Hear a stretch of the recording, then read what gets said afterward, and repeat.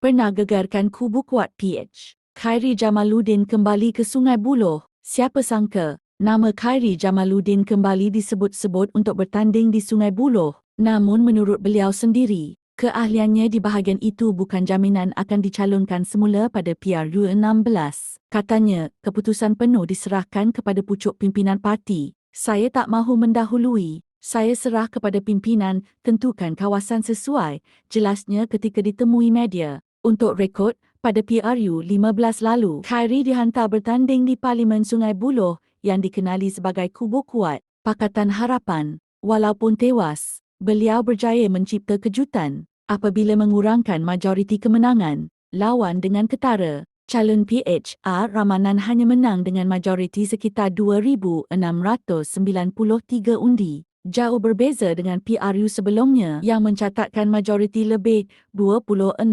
undi. Ini menunjukkan pengaruh Khairi masih kuat, walaupun ketika itu Barisan Nasional berada dalam keadaan lemah. Dalam masa sama, Khairi turut menyentuh kemasukan ahli baharu UMNO, khususnya anak muda. Menurutnya, ramai mula melihat UMNO sebagai parti yang stabil dan mempunyai rekod pentadbiran. Malah, faktor nostalgia juga memainkan peranan dalam menarik minat generasi muda hari ini. Persoalannya sekarang, adakah Khairi akan kembali bertanding di Sungai Buloh atau muncul di kawasan lain pada PRU16 nanti?